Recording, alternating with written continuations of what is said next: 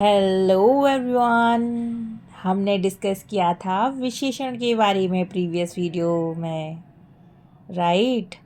अब हम जानेंगे विशेषण की तुलना के बारे में। क्या आपकी तुलना कभी किसी से की गई है? हाँ या ना?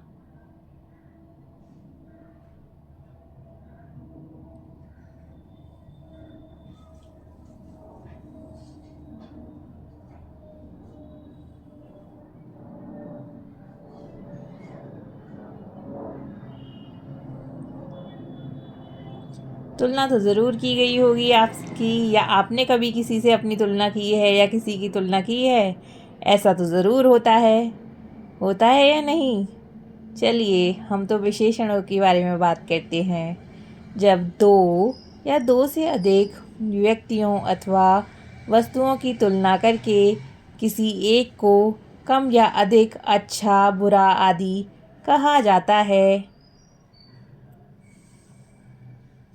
तो वहाँ तुलनात्मक विशेषणों का प्रयोग होता है।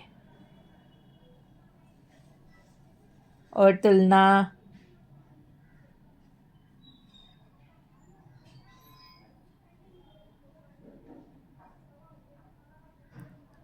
और विशेषणों की तुलना के आधार पर तीन अवस्थाएं होती हैं: मूल अवस्था, उत्तर अवस्था एवं उत्तम अवस्था। चलिए, अब हम एक डेफिनेशन के माध्यम से इन्हें समझने का प्रयास करते हैं।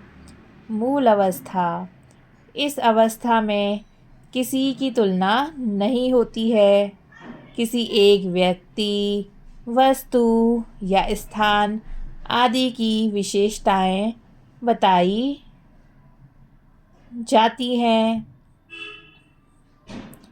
जैसे कि राज सुंदर लड़का है।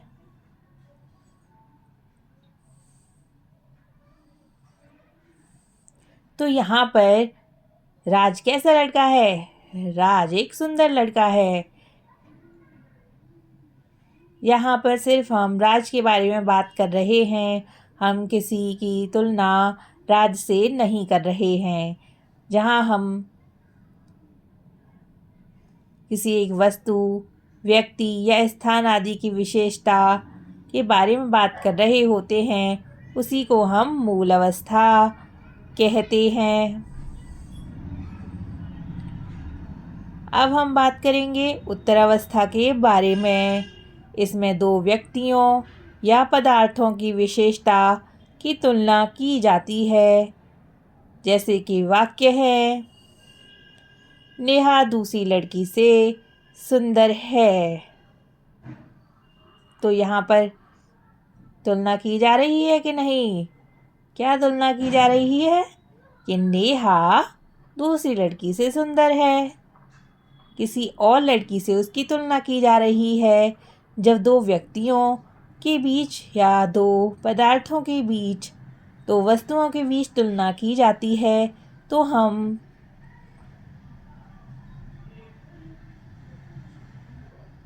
इसे उत्तर अवस्था कहते हैं। कंपेयर किया जा रहा है दो लोगों के बीच, इसलिए यह कंपेरेटिव डिग्री है। अब बात करेंगे उत्तम अवस्था के बारे में। उत्तम उत्तम का मतलब क्या होता है? मतलब सबसे अच्छा। बिल्कुल सही कहा आपने। उत्तम का मतलब ही होता है सर्वश्रेष्ठ। लेकिन उत्तम अवस्था का क्या मतलब हुआ?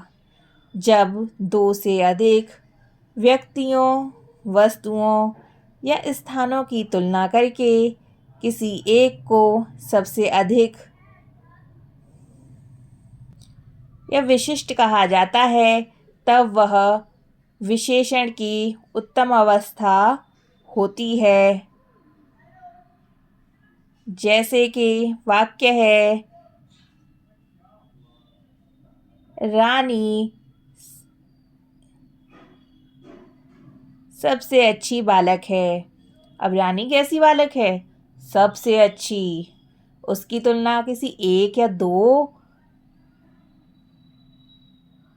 बच्चों से नहीं की जा रही है। उसके बारे में कहा जा रहा है कि वो सभी बच्चों में सबसे अच्छी है, इसलिए यह उत्तम अवस्था का उदाहरण है। दूसरा वाक्य है, पूरे परिवार में रानी सबसे सुंदर है। तो पूरे परिवार में रानी सबसे सुंदर है। क्या आपके परिवार में भी कभी आपकी तुलना किसी से की गई है? हाँ या ना? कमेंट बॉक्स में ज़रूर लिख कर बताएं। इस अवस्था को दिखाने के लिए विशेषण के अंत में तम प्रत्यय जोड़ा जाता है।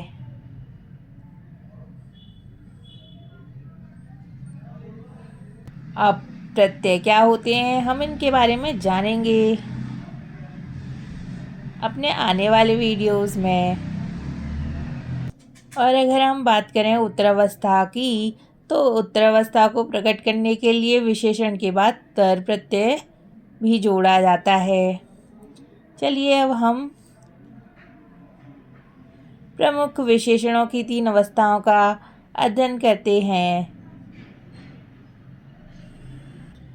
जैसे कि अधिक एक मूल अवस्था है, उत्तम अवस्था है इसकी अधिकतर, और उत्तर अवस्था है अधिकतर और उत्तम अवस्था है अधिकतम। उसी प्रकार मूल अवस्था है उच्च, उत्तर अवस्था है उच्चतर और उत्तम अवस्था है उच्चतम। उसी प्रकार मूल अवस्था है गुरु, उत्तर अवस्था है गुरुत्तर और उत्तम अवस्था है गुरुत्तम। उसी प्रकार मूल अवस्था है निकट, उत्तर अवस्था है निकटतर, उत्तम अवस्था है निकटतम। उसी प्रकार दीर्घ है मूल अवस्था, उत्तर अवस्था है दीर्घतर और उत्तम अवस्था है दीर्घतम। तो हमने आज जाना है कि विशेषणों की तुलना के आधार पर इसकी 3 अवस्थाएं होती हैं, पॉजिटिव डिग्री, कंपेरेटिव डिग्री एवं सुपरलेटिव डिग्री। मतलब मूल अवस्था, उत्तर अवस्था एवं उत्तम अवस्था। मूल अवस्था में हम किसी एक व्यक्ति, वस्तु या स्थान के बारे में चर्चा करते हैं और उत्तर अवस्था में हम 2 व्यक्तियों या पदार्थों की विशेषता की तुलना करते हैं। उत्तम अवस्था में हम जब 2 या 2 से अधिक वस्तु या व्यक्ति या स्थानों की तुलना के किसी एक को सबसे अधिक विशिष्ट बताते हैं, तो वह उत्तम अवस्था है। आपको यह वीडियो कैसा लगा? आप अपने सुझाव कमेंट बॉक्स में दे सकते हैं।